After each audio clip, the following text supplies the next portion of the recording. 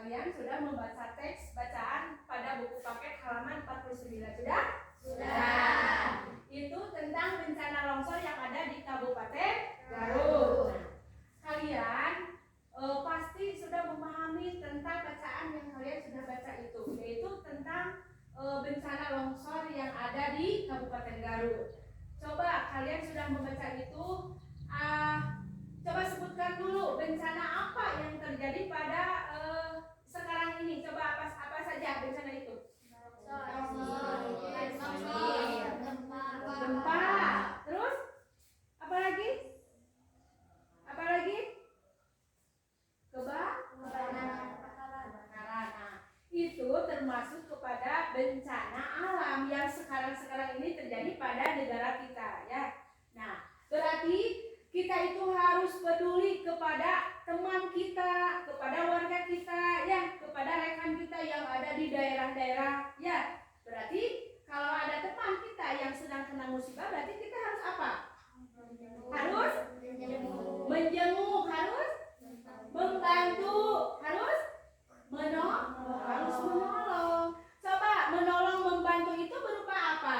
Kepada orang yang kena bencana itu peduli. Ya, peduli. Dengan berupa bantuannya apa?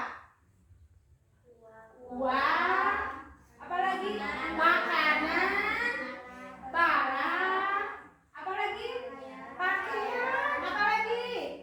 Apalagi? Dan banyak lagi. Nah, itu termasuk bantuan-bantuan untuk bagi korban bencana. Contohnya bencana banjir bandang yang waktu minggu lalu terjadi di Kabupaten Garut. Nah, berarti waktu minggu kemarin kalian sudah mengumpulkan dana PMI, ya, sebesar Rp2.000.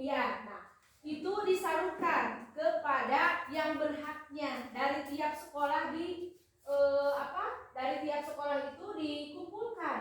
Dari tiap kecamatan per kecamatan itu dikumpulkan di kabupaten. Nah, dana itu akan disalurkan kepada yang berhak menerima, yaitu yang terkena musibah. Nah, coba apa? Arti peduli itu apa? Peduli adalah kita mempunyai rasa mau menolong, mau membantu orang atau teman yang terkena musibah. Misalkan kita mau membantu dengan memberikan uang, makanan, baju bekas, dan lain sebagainya. Itu namanya contoh peduli. Di sekolah bisa, di rumah, di masyarakat. Coba siapa lagi? Nah, itu tentang peduli, ya, berhubungan dengan bencana yang sedang Kabupaten Garut waktu minggu lalu terjadi. Itu bencana banjir bandang. Kita harus membantu. Sebagai manusia kita membutuhkan orang lain, harus membantu atau peduli, merasa empati, merasa kita harus membantu, apakah itu dengan materi, dengan uang, dengan barang, dengan baju bekas. Nah, berarti kita sudah peduli terhadap teman atau terhadap warga yang terkena musibah. Nah, contoh waktu kemarin sekolah sudah mengumpulkan uang PMI, ya. Uang PMI dari tiap sekolah itu per kecamatan akan disalurkan ke kabupaten. Nah, dari kabupaten itu misalkan di tiap sekolah itu di tiap kecamatan itu mendapatkan bantuan PMI itu misalkan sebesar 5 juta misalkan, ya.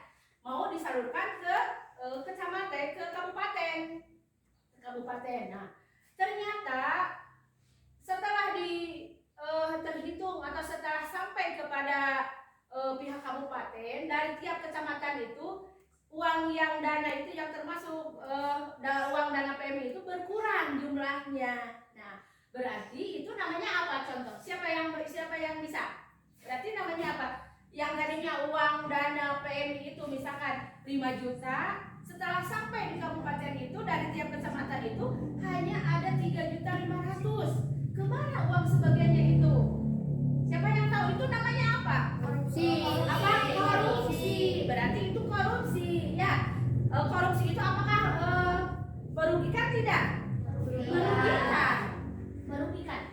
Jadi kita tidak boleh walaupun dari hal yang kecil, apalagi yang besar, korupsi bisa terjadi di sekolah, di masyarakat, ya, apalagi ini di pemerintah. Jadi tidak sampai kepada tadinya harusnya jumlahnya harus sesuai dengan yang ada, tetapi ternyata sesudah ada disalurkan ke tempat yang berhak itu ternyata tidak sampai atau hanya sebagian yang sampai. Nah, itu namanya korupsi. Jadi kita tidak boleh ya kalian di sekolah, di rumah ya, karena itu berhubungan dengan contoh dengan agama itu kan tidak boleh, dilarang oleh agama. Itu perbuatan dosa.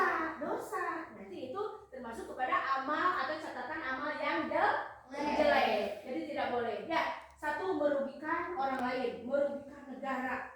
Kita berbuat dosa. Nah, itu ya. Jadi kita harus peduli kepada teman, kepada yang terkena musibah itu kita harus membantu ya, dengan berupa materi, dengan berupa benda atau yang lainnya. Jadi kita merasa empati atau peduli ya dengan cara membantunya. Nah, sekali lagi kita atau kalian ya harus belajar, tidak boleh melakukan atau berbuat yang berbuat yang seharusnya disampaikan kepada yang berhaknya, tapi ini tidak. Jadi kita harus menyampaikan, harus amanah ya, harus amanah. Misalkan yang tadinya bantuannya sekian, misalkan 5 juta, harus kita 5 juta lagi disampaikan kepada korban yang kena musibah itu. Nah, itu namanya korupsi ya. Jadi kalian harus belajar mulai dari hal yang kecil ya ke hal-hal yang